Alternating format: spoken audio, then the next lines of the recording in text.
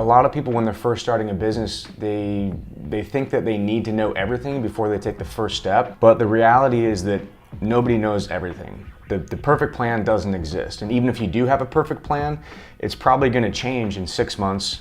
Don't worry so much about having the perfect plan, worry about having an effective execution strategy. There are a couple key things that you need to look at when you start a business, and we're gonna go over the basics of those real quick and just kind of give you an idea of how to actually execute on those. A lot of people will tell you you need to start a business or get a bank account or research your trademark, but how do you actually do that? So one of the things we're gonna do today is actually log on and show you how to do those things. Okay, so the basics of setting this up. You're gonna need a name, obviously. It's not really as important as most people think it is. It is and it isn't, it's weird. It's one of those things where you need a cool name that people want to be associated with and a part of that describes what you're doing, your services. But at the same time, if you look at some of these huge brands with made up names like Walmart, like we all know what Walmart is because it's a huge brand now. But if you didn't know what Walmart is and somebody said, hey, we're gonna go to Walmart, what do they sell walls there? If you didn't know what it was, it wouldn't be anything. So don't get too hung up on the name. But the key things about the name, you need to make sure it's clear. There's a couple ways to check that. USPTO.gov, United States Patent Trademark Office, official government site. That's where you're gonna check for all your IP stuff. Like any government website, USPTO is not the most user-friendly. So when people say, hey, just go research your trademark or your patent or whatever it is, like it's a little more difficult than most people realize. So here's how you get on there. USPTO.gov, just go to the tab trademarks and searching trademarks. Go down here to the test system, trademark electronic search system, search trademarks. There's a couple different ways to do this. I found the easiest is the word form. And you just go in here, search your term, industry, ThreadWorks. And this is a key thing that most people forget to use. The operator, you have some options here. If it's 2 words, definitely click and, because if you hit or, it's gonna search both of those and any variation of it. Just as an example of how this operator is important. If I wasn't gonna click and I clicked or instead, now look what pops up. Yeah, 278,518 records. If it's 2 words, definitely click and, because if you hit or, it's gonna search both of those and any variation of it, and it's gonna come with a ton of things. So just submit it, boom. There's trademarks, here's mine, here's a category it's in, and it gives you all the information for it. So there's a couple different things on trademarks. What you want, the strongest mark is a standard character mark. There's a design trademark, and then there's actual plain text or a standard character mark.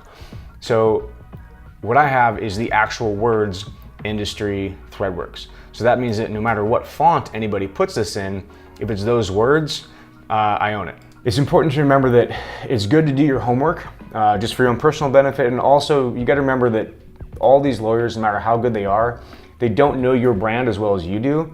So if you can present them a package of, hey, here's what I want to do, here's what I've found, here's what I think might be some conflicts, and then ask them to give you their professional opinion about it, that's the best way to do it. Because if you expect them to do all the legwork for you, it's either number 1, going to be massively expensive, or 2, they're going to miss a lot of stuff. As a business owner, one of the number 1 lessons to learn is that nobody cares about your shit like you do. The social media platforms. If you can find a name that is open on all the relevant social media platforms, Facebook, Instagram, if you can secure those names, awesome. If somebody's squatting on it or squatting on a variation of it, you might change your name or add just a little underscore, and that might give you that edge that you need. But don't be afraid to use variations to get what you need. If possible, try to get the same variation across all your social media platforms. Use a search function, type in whatever you want, ThreadWorks, and do a search. Things will pop up. I have under top is my company name. Just searching it. A lot of this is people that have tagged my business in their own stuff. People we work with, or people that we know, or people who just don't know and just are supporting what we're doing, which is awesome. Thank you, by the way. So that means it's pretty open, and that pretty much own those two names. Social media platforms are what a website used to be. You need a .com and you need a relevant social media address. Obviously, the other piece to this is a regular Google search. You'd be surprised how many people don't do even a basic search before sinking a ton of money and time into developing their names. So the last piece of this puzzle, Google, Industry Threadworks. That is our .com, facebook.com/Industry Threadworks. There's our Instagram, there's me, some other basic stuff, but nothing that's a conflict for this. So we pretty much clearly own that piece of it, but it takes time to develop that. Go to social media. If you're still in the clear, then start researching uspto.gov. If you're pretty much in the clear with that, then contact a lawyer and make sure that all this is solidified in a single package, and that's what your lawyer should help you with. So next piece we're gonna tackle here is the website. This is basically going to be your real estate on the web. It's not 1970 anymore. You don't need a brick and mortar. Most of my clients are 100% internet-based. Most seven-figure apparel brands now are 100% internet-based. So it's completely possible to build and scale a company to 7 figures and beyond without ever having anything more than an office. Like an office, by an office I mean like your laptop in Starbucks or your second bedroom, which we're in right now. The basics of this is you have to get your website somewhere. It's called a registrar. So there's GoDaddy, there's a couple other big ones. I always like to use a bigger one. They're a little bit more expensive, but it's worth it because these guys almost never go down. These guys service massive, massive companies that if they go down for a minute, they'll literally lose millions of dollars. Also, if you're like me and you build several businesses and you always have in mind that you might spin one off and sell it, it's much, much easier to transfer a domain between owners if you both are on the same registrar. Much, much easier. They also have a ton of plugins, a ton of services, a ton of additional things that you can grow into that you might not need initially. Just like anything else, when you're building out the platform, build the platform like you're gonna build a skyscraper, even if you're only building, you know, a 2-story house. So the key with a website is that you want your basic real estate as clean as possible with a .com. So all this research that you did here, if you can get your name .com, you're golden. A lot of times that's not available now. The internet's getting eaten up. This real estate is getting eaten up all the time. So the good pieces either are massively expensive or sometimes they don't exist or they're taken by some kind of irrelevant company. For instance, if you have like a clothing line, do the name of your clothing line and then a description. So clothinglineapparel.com. If you can do a variation of it and still grab that real estate, but it's not gonna be as prime real estate as your basic name with a .com. If you can nail that, that's what you want. So the next thing we're gonna discuss is, now that you've done all this, your actual business structure. So there's a couple ways to do this. So what I like to do is make the business name, your structure, something generic, and then do a DBA. Because a lot of times I'll have my umbrella company and then up to 4 or 6 DBAs underneath it sometimes. There's a ton of different ways you can do this. LLC, S Corp, C Corp, sole proprietorship. Basically, there's a ton of ways to do this. Really, 99% of the time, if you're watching this looking for business advice, an LLC is gonna be your best bet. It's the simplest structure. It gives you the most flexibility. It's kind of the best of the both worlds situation. It gives you the protection, more protection than a sole proprietorship without the complications of an S Corp or a C Corp. It's gonna be the best bang for your buck, so to speak. How to set up your business. A lot of people say, just go to a business lawyer, just go to a regular lawyer. A lot of people say just go to the courthouse and do it yourself. I personally hate doing it myself because I hate paperwork and I will screw it up. So I'm gladly gonna pay somebody to do the things that I suck at. I have hired lawyers before, but the thing is with lawyers, they're still human, they're not automated, and they're totally inconsistent whether you get a good lawyer who knows what he's doing or a bad lawyer who doesn't know what they're doing. Either way, you're paying them and you're trusting them with building your business. So I think consistency trumps saving a little bit of money here. So I always go to LegalZoom.com. I set up all my businesses through there. Super easy. Starting your business, like we talked about, probably LLC is gonna be your main function here. Start my LLC, price to start, $149, blah, blah, blah. Now, LegalZoom, the main piece here, they don't make a ton of money on the base structure. So when you walk through here, it's like walking through an airport and people are trying to hand you pamphlets. Like, they're gonna try to upsell you on every possible thing they can because that's where they make their money. There's only a couple key things you need.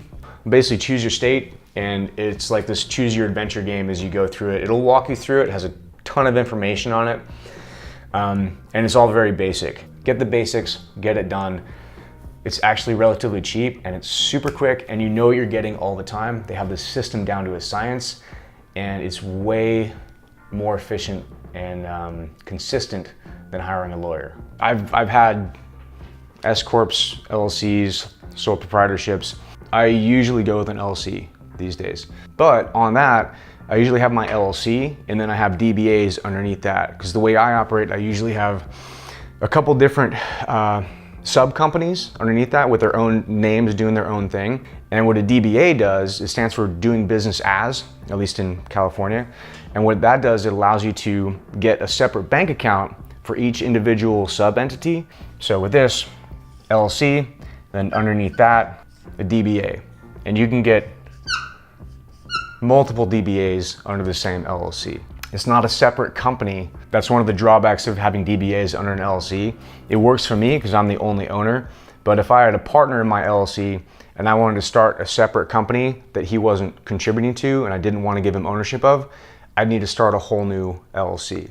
Because if I start a DBA under the company that I own with my partner, he now owns half my company. Look into that depending on your situation.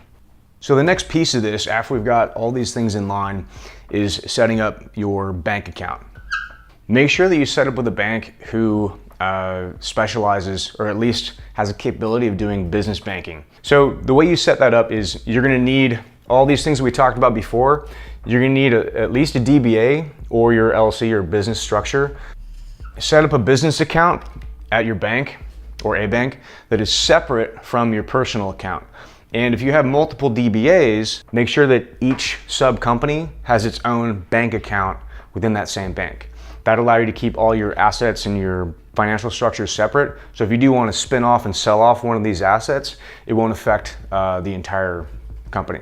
Once you get this business account set up, from there, they're gonna offer you credit cards. Credit itself is great. Credit cards by themselves they're a tool like any tool. You can build something with it, or you can smash your hand. What I like to do, I personally prefer Amex because the points are really good. Whatever it is, basically make sure that it rewards you with either points. I use my points to pay down my balance. So it's basically free money.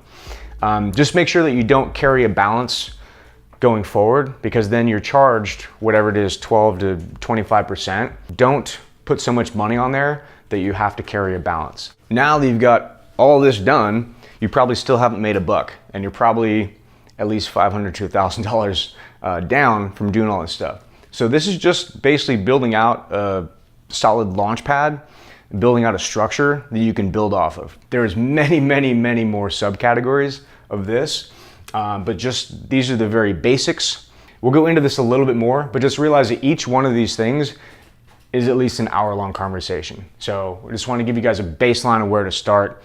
A lot of people are just too afraid to start because they're afraid that they don't know anything, but what they don't realize is that nobody knows everything.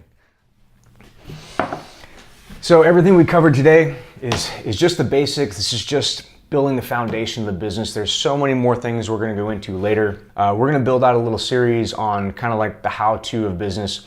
But just remember, this is only my perspective on business. And the deeper I get into business, the more I realize how much I don't know. So I just want to kind of share with you guys what I've learned so far. It's not the only way to do it at all. This is just my way and what I've learned so far. So I'm happy to share with you. I hope it helps. And the more I learn, the more I'm going to share with you guys in the future. So thanks for following along.